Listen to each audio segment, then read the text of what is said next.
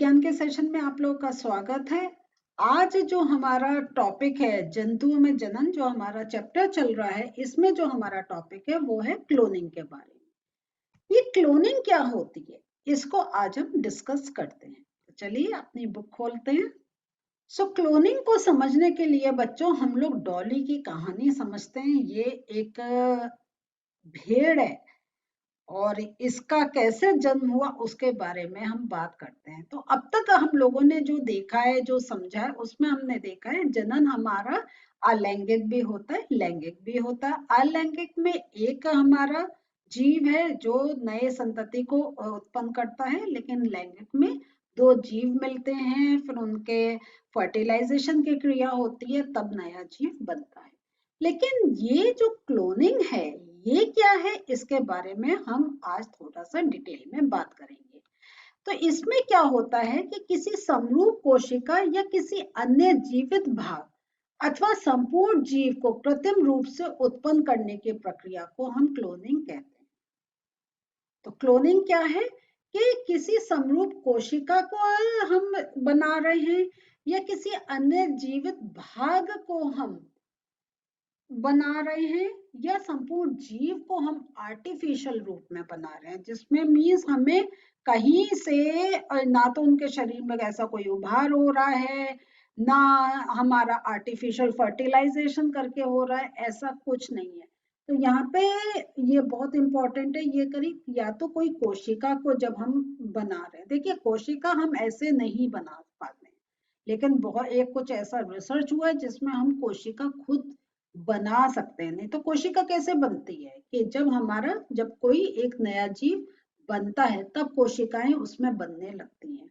या हम जो हमारे अंदर कितने हमारे शरीर के हमारे डिफरेंट ऑर्गन्स है, तो हम पूरा कोई ऑर्गन ही अलग से बना दे, जैसे हार्ट ही अलग से बना दे, क्या ऐसे हमें मिल रहे हैं हार्ट? नहीं।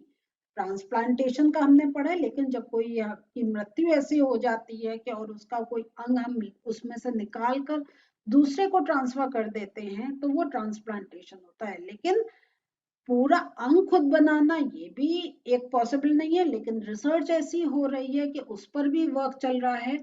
तो या तो कोई कोशिका या कोई अन्य जीवित भाग, या अगर हम पूरे संपूर्ण जीव को ही एक आर्टिफिशियल रूप में बनाते हैं, यह पूरा प्रोसेस होता है क्लोनिंग का।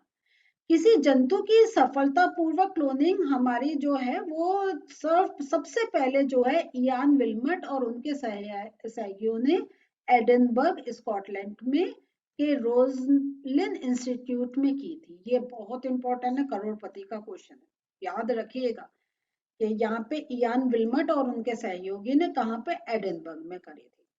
उन्होंने क्या करा था, एक भेड़ को क्लोन किया और उस जो क्लोन करा जिस भेड़ को, उसका नाम रखा डॉली। और ये जो डॉली का जन्म कब हुआ था, ये हुआ था 5 जुलाई 1996 को। ये सारा एक एक डेट किसने करा, कहाँ करा, सारा बहुत इंपॉर्टेंट है। और ये जो क्लोन करा हुआ ये जो था, ये पहला स्तनधारी था मैमल, ये पहला ऐसा मैमल करा कि इसको उन्होंने मतलब ये कहें कि इन्होंने बिल्कुल अपने आप ही इसका पूरा बनाया, कहीं से कोई फर्टिलाइजेशन नहीं हुआ, कहीं से कुछ नहीं हुआ। शीप आप जानते हैं क्या है, मादा जब भी होता है और हमारा नर भी होता है और इनमें निषेचन क्रिया होती है और नए जीव उत्पन्न होते हैं। लेकिन ये जो डॉली बनाई ये बिल्कुल डिफरेंट थी।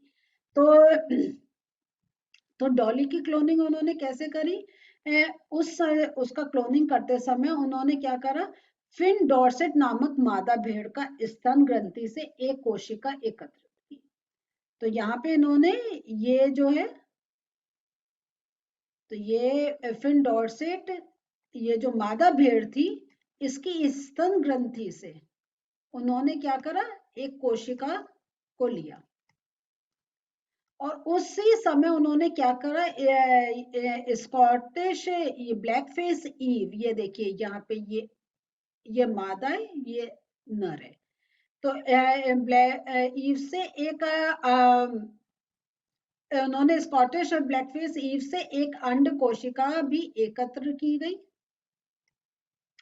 और अंड कोशिका से केंद्रक को हटा दिया गया। तो यहाँ जो उन्होंने अंड कोशिका जो ली थी, हर कोशिका के अंदर एक केंद्रक होता है, तो उन्होंने वो जो केंद्रक है उसे हटा दिया और उसके बाद क्या करा, डॉर्सेट भेड़ की स्तन ग्रंथि से ली गई कोशिका के केंद्रक को स्कॉटिश ब्लैकफेस ईव की केंद्रक विहीन अंडे कोशिका में स्थापित किया।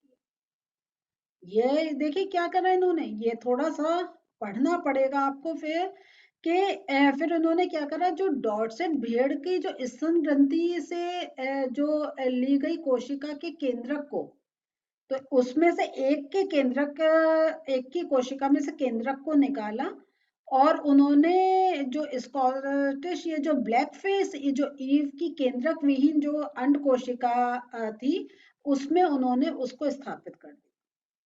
तो इस प्रकार अंड कोशिका को स्कॉटिश ब्लैकफेस ईव में रोपित किया गया। जो अंड कोशिका का विकास एवं परिवर्धन सामान्य रूप से हुआ तथा अनंत डॉली का जन्म हुआ। तो उन्होंने एक एक कोशिका लेकर एक का वो न्यूक्लियस निकाल के दूसरे में डालकर और इस प्रकार उन्होंने एक पूरा नया जीव बनाया।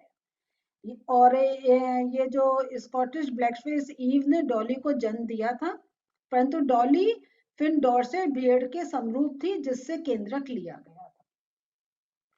तो यहाँ पे ये देख रहे हैं कि यहाँ पर उसने ये मतलब आप देखें तो कोई स्पर्म्स और एग्स का फर्टिलाइजेशन नहीं करा, ये सेल से उन्होंने एक नया भेड़ बनाया था जिसका नाम डॉली रखा गया था। और उसका वो किसके समरूप पाया गया, जिसका केंद्रक था। तो यहाँ ये देखिए डॉली फिन डॉर्सेट भेड़ के समरूप थी, ठीक है, ये थी जिससे केंद्रक लिया गया था। क्योंकि स्कॉटिश ब्लैकफेस ईव के केंद्रक को अंडकोशिका से हटा दिया गया था, अतः डॉली में स्कॉटिश ब्लैकफेस ईव का कोई भी लक्षण परिलक्षित नहीं हुआ। तो इससे एक हमें ये भी पता चल गया कि न्यूक्लियस ही जो है वो जो आपके कैरेक्टर्स को एक जनरेशन से दूसरे जनरेशन को एक ट्रांसमिट करता है। डॉली एक फिन डॉर्सेट भेड़ की स्वस्थ क्लोन थी जिसकी प्राकृतिक लैंगिक जनन द्वारा अनेक संततियां उत्पन्न हुई, और लेकिन उसका 14 फरवरी 2003 को डॉली की मृत्यु हो गई। तो 96 में हुआ था और फिर 4-7 साल में इसका मृत्यु हो गई। डॉली के बाद स्तनधारियों के क्लोन बनाने के अनेक प्रयास किए गए, परंतु बहुत तो जन्म से पहले ही मर गए तथा कुछ की जन्म के बाद ही मृत्यु हो गई। तो क्लोन वाले जंतुओं में अक्सर जन्म के समय अनेक विकृतियां होती हैं। तो ये क्लोनिंग हुई कि उन्होंने एक जो एग्स और स्पर्म्स का फर्टिलाइजेशन नहीं करके उन्होंने सिर्फ सेल से एक नए जीव को बनाया। तो एक का सेल लिया, दूसरे का सेल लिया, एक का न्यूक्लियस हटा के दूसरे में लगाया और प्रजनन क्रिया करी।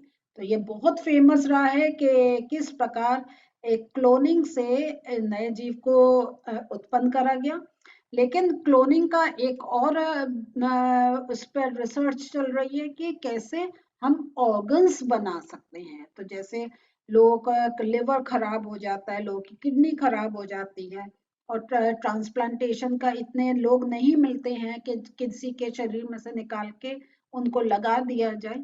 तो वो एक रिसर्च चल रही है कि अगर हम आर्टिफिशियल रूप में बना दें तो किसी की अगर ऐसे एक बहुत तबीयत खराब है, किसी का पूरा एक पार्ट डैमेज है, तो उसमें हम इंसर्ट कर कर उसका जीवन बचा सकते हैं। तो ये एक डॉली की कहानी थी और ये स्कॉटलैंड में ये एक एक्सपेरिमेंट हुआ था। थोड़ा सा ये टिपिकल है समझने के लिए, लेकिन मैंने इंपॉर्टेंट लाइंस इसलिए मार्क कर दी है कि आप 2-3 बार जब इसको पढ़ेंगे तो आपको पक्का ये समझ में आ जाएगा। तो आज बच्चों जो हमने देखा इसका क्लोनिंग क्या है, इसका एक डेफिनेशन और देख लेते हैं। तो क्लोनिंग का अगर देखें तो किसी समरूप कोशिका या किसी अन्य जीवित भाग अथवा संपूर्ण जीव को कृत्रिम रूप से उत्पन्न करने की प्रक्रिया क्लोनिंग कहलाती है। डॉली भेड़ क्लोन किया जाने वाला पहला स्तनधारी था। तो यहाँ ये थोड़ा सा डेफिनेशन समझने के साथ साथ याद करने वाली भी है कि किसी समरूप कोशिका कोशिका सेम होनी चाहिए या किसी अन्य जीवित भाग अथवा संपूर्ण प्राणी को कृत्रिम रूप से, कृत्रिम मीन्स आर्टिफिशियल रूप से उत्पन्न जो करना होता है। तो देखिए इसको याद रखिएगा, ये कि जो हमारे सेल्स हैं, जैसा मैंने आपको बताया था, हम नहीं बनाते। हमारा जब वो फर्टिलाइजेशन हो जाता है, जब जाइगोट बनता है, तो उसमें ही वो एक सेल फिर उसमें डिवीजन होके वो पूरे सेल्स का, जैसा आपको याद है हमने पढ़ा था कि पूरा एक स्ट्रक्चर बनता है। जब बहुत सेल्स बन जाते हैं तो टिश्यूज बनते हैं, ऊतक बनते हैं, और जब बहुत ऊतक बन जाते हैं तब हमारे अंग बनते हैं। तो ये एक नेचुरल प्रोसेस होता है, लेकिन ये ही एक सेल कैसे उसको एक नया सेल बनाना है, ये एक प्रोसेस होता है जिसको हम क्लोनिंग कहते हैं। सो बच्चों, आज हम लोगों ने क्लोनिंग के बारे में पढ़ा और हमारा इसके साथ साथ चैप्टर भी कंप्लीट हो गया है, और हमने पूरे चैप्टर में किस प्रकार विभिन्न प्रकार की जनन प्रक्रिया होती है उसके बारे में पढ़ा है, और हमने ये भी देखा कौन कौन से जो विभिन्न अंग होते हैं वो इस जनन प्रक्रिया में एक सहायक होते हैं और जिसके कारण नए शिशुओं के जन्म होते हैं। फिर हम लोगों ने पूरे इस चैप्टर में ये चीज भी देखी कि जो कहीं कहीं जो एक शिशु का जो डेवलपमेंट है वो शरीर के अंदर हो रहा है, मादा शरीर के अंदर हो रहा है, कहीं कहीं वो शरीर से बाहर भी होता है।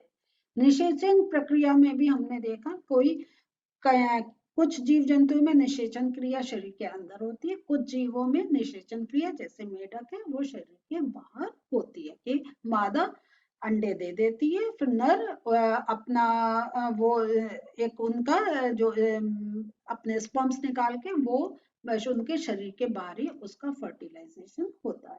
तो इस प्रकार विभिन्न प्रक्रिया से एक जनन क्रिया होती है और उस जनन क्रिया के फलस्वरूप नए जीव बनते हैं, और इस प्रकार जो एक किसी जीव है, कोई जंतु है, उसकी एक संतति चलती रहती है।